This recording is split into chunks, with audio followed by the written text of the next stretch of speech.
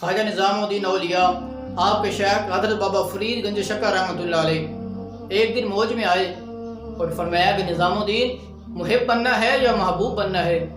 تو خواجہ نظام الدین اولیاء اپنے شیخ کی بڑی خدمت کرتے تھے، تو عرض کی کہ حضور اگر آپ مجھے اجازت دیں تو اپنی والدہ سے نہ پوچھ کر آؤں کہ محب بننا ہے یا محبوب بننا ہے؟ تو بابا صاحب نے فرمایا نظام الدین ٹھیک ہے، پوچھ کر آؤ۔ تو خواجہ نظام الدین اولیاء اپنے گھر کی طرف جا رہے ہیں، سفر کر رہے ہیں، گھر کا راستے میں جا رہے ہیں، تو راستے میں ایک بزرگ بیٹھا ہے، ایک درویش بیٹھا ہے جس کے کپڑے پھٹے پرانے ہیں، حالت بڑی عجیب سی ہے۔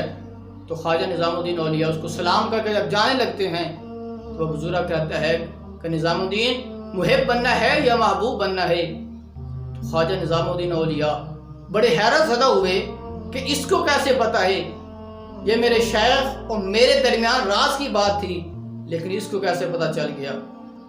تو آپ فرماتے ہیں کہ حضرت آپ مجھے بتا دیں تو بہتر ہے۔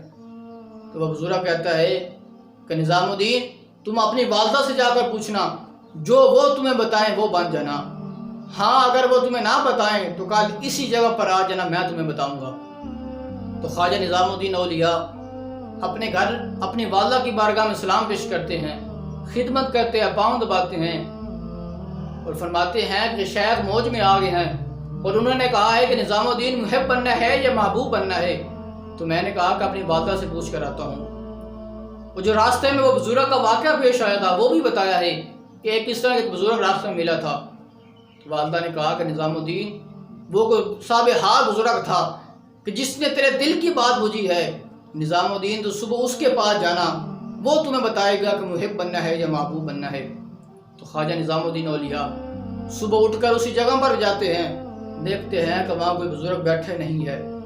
آس پاس کے لوگوں سے پوچھا کل یہاں ایک بزرگ بیٹھا تھا، لوگوں نے کہا کہ وہ تو کل کا فوت ہو گیا ہے۔ تو فرمایا کہ اس کی قبر کہاں ہے؟ اس کو لوگوں نے کہاں دفنایا ہے؟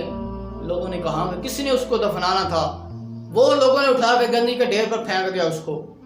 تو خواجہ نظام الدین اولیاء اس بزرگ کے پاس جاتے ہیں اور کہتے ہیں کہ بندہ خدا، لوگوں کے دلوں کی باتیں پوچھتا تھا، کل تو نے میرے ساتھ وعدہ کیا تھا کہ کل میرے پاس آنا، میں تمہیں بتاؤں گا کہ محب بننا ہے یا محبوب بننا ہے، تو اپنے حال کا نہیں پتا تھا۔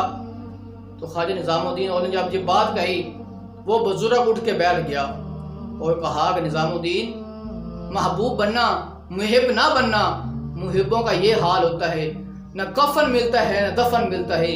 اگر محبوب بنو گے تو تمہاری قبر پر بھی میلے ہوں گے، تمہاری قبر پر رونقیں ہوں گی۔ فَاتَّبِعُونِ يُحْبِبْكُمُ اللَّهُ، اگر تم حضور کی اطاعت کرو گے، حضور کو فرمان بردار بن جاؤ گے تو پھر تم محبوب بن جاؤ گے۔